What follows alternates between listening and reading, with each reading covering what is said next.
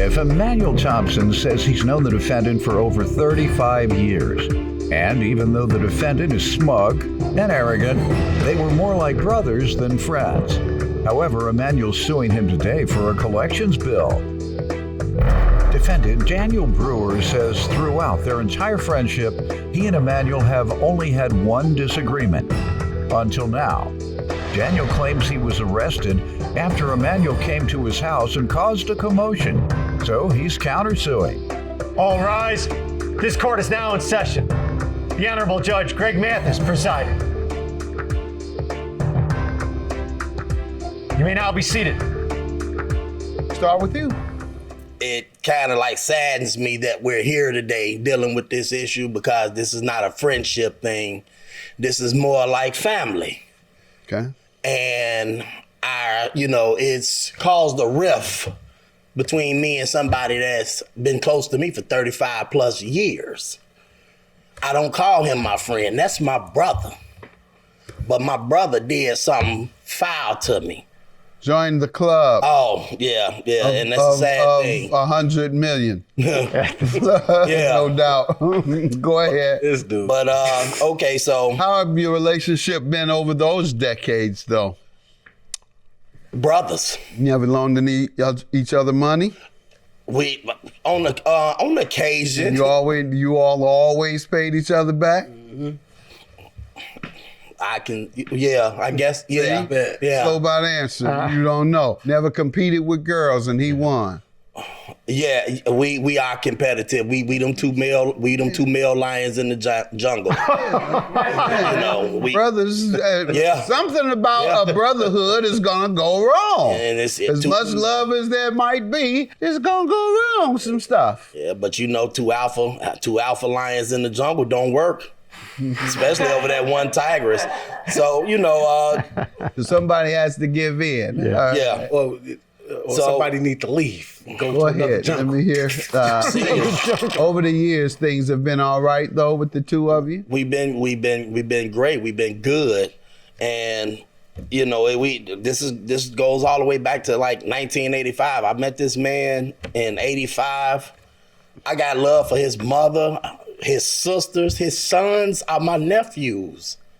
So, something like this, from where we grew up, it's repercussions and consequences behind the stuff that you do. Where'd y'all grow up? That. Right here in this city.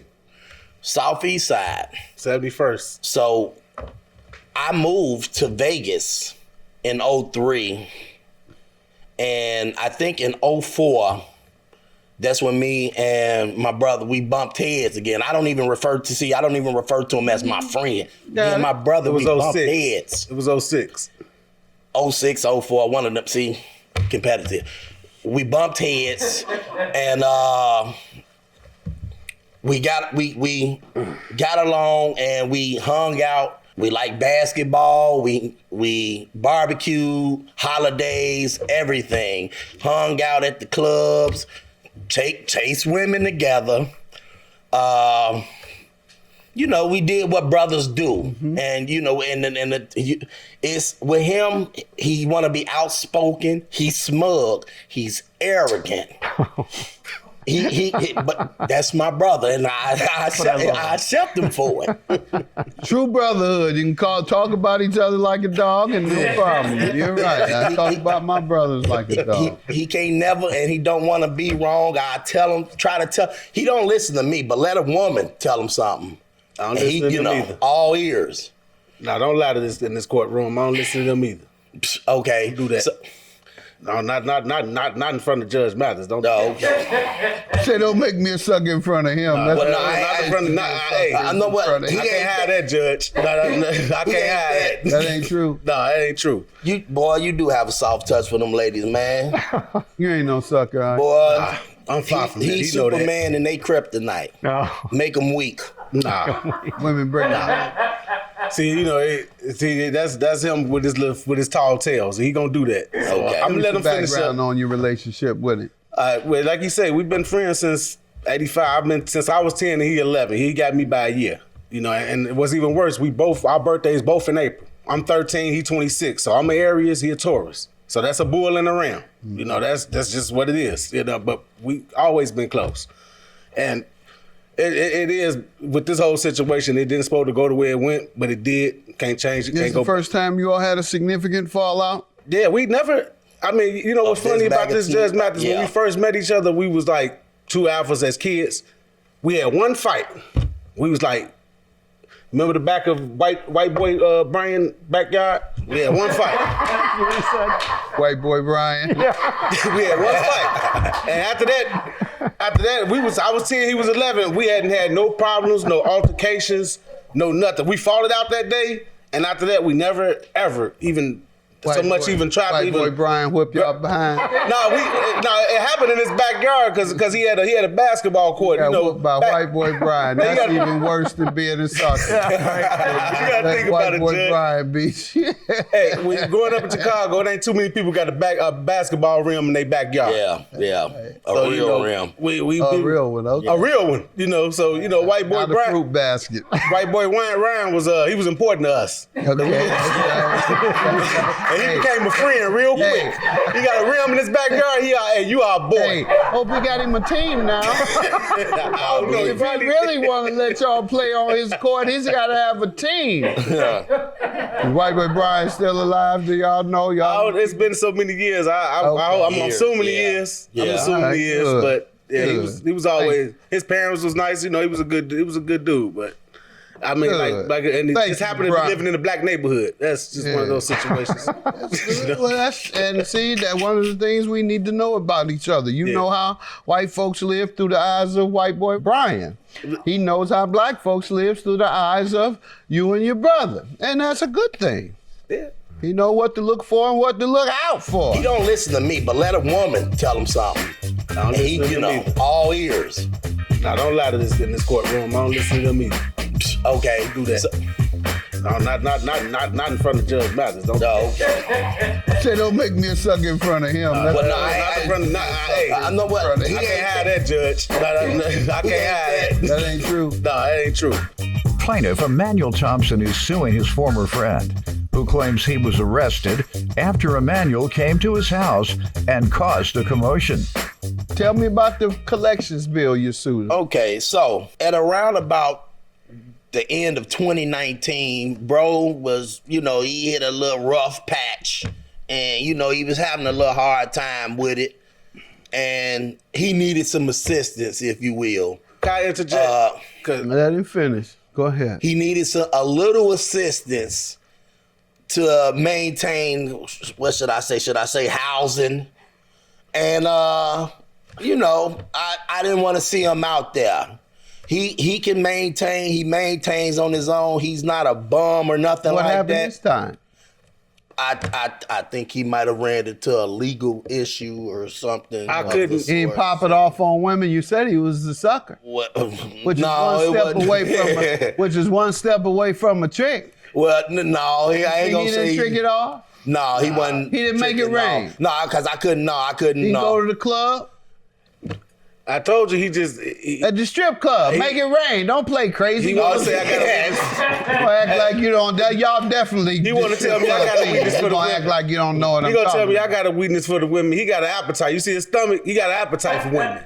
For women. And he got a weakness too. If I'm weak, he just as weak as me then. So and he got an appetite on top of it. But that's all I'm saying. And he got a big stomach. He can't just put it like I'm by myself in this one. Let's see. Get back to this. Okay, so yeah. He and just really like threw me off with the big stomach, but you know, it's all good, bro. So why your stomach getting big? Why nobody want you to have an appetite? I win and why no women want you to have an appetite? I'm trying to catch the women want him to have an appetite. Big sex E, that's what they call me. Thank you. But you know, so he was having a little problem with housing, so you know, I stuck my neck out for him. And how much? Well, it wasn't the price at that time. I wrote, you know, I signed my name so that he can get a place to stay and operate until he get on his feet, because I knew it wasn't going to take him that long. And what happened? So after a couple of months, you know, he stayed in a place, and at the end of that, I didn't hear no more about it. He then was living in another weekly, and I thought nothing of it. He was secure, straight, had him a place. I thought nothing of it. This was like in February of 2020, before the pandemic hit.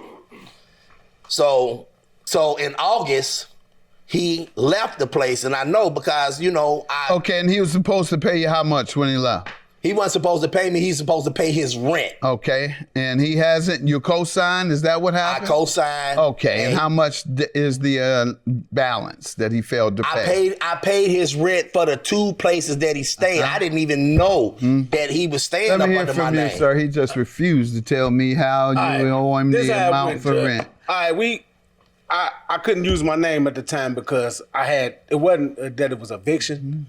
But it was like I basically left an apartment complex, and it was like I had owed us some money. Mm-hmm. So basically, until I had got that straightened off my credit, I couldn't move into nowhere under my own name until I got that straightened out. So I asked him to do it for me.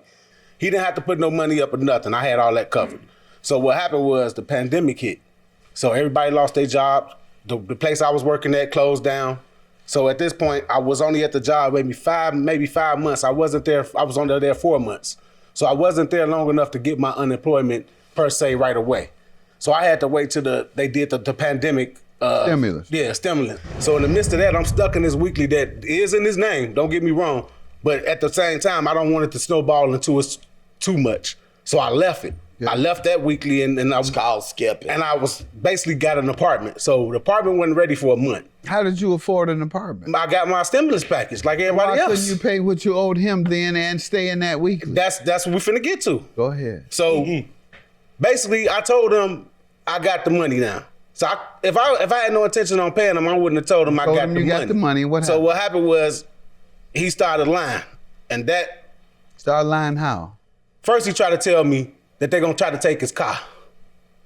Now, there's nowhere in the world that if you were living in the weekly and if you don't pay your rent or whatever the case is, that they're gonna threaten to take your car.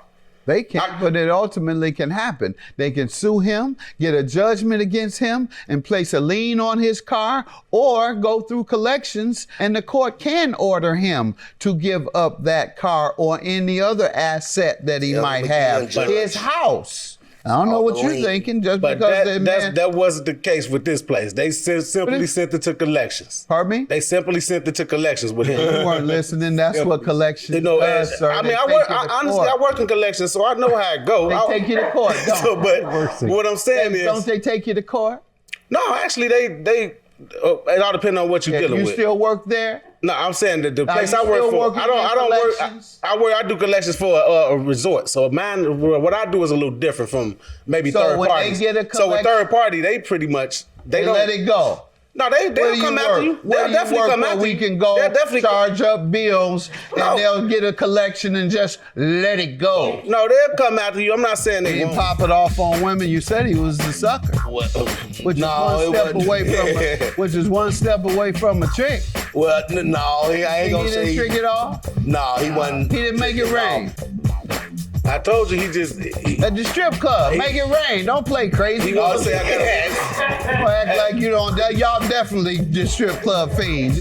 Plaintiff Emmanuel Thompson is suing his former friend, who claims he was arrested after Emmanuel came to his house and caused a commotion.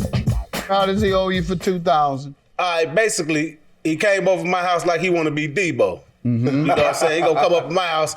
I'm about to blow up your spot, fam. He already know I got a warrant. Mm-hmm. So I told him, like, look, if I end up going to jail behind this, you are not getting Nathan Jenkins. Mm-hmm. You get nothing. Because if you're going to affect me behind it? Because I had a warrant already, he knew it. So you know what I'm saying? You're saying if you all fought and called the police? He basically came over there so it could cause a commotion so the police can come. So when they come, automatically I'm going. Just because the fact they showed up. How do you know that's why he was doing it? Because he told me right off the back when he came in my room. Like, he said, I'm here to start a commotion he say, fam, so the police can come. I'm finna blow your spot up. So that the police can come. Make security come. So that the police can come. Exactly. All right. Judgment for the plaintiff. He admits to owing you and got some shaky responses to every question I asked, and your counterclaim is dismissed. You got some shaky responses to that as well. Have a good day. Judgment for the plaintiff. Man, I ain't seen my brother in a year, man. You look good. I mean, I still love him. He my brother, man. Yeah, we found it. You know, this one of them tough love things right now. It is what it is, you It's know. good But I still love him. And we gonna after this, we gonna still do. I mean, we haven't communicated with each other at all since that happened, but now, I mean, we gonna get it back right.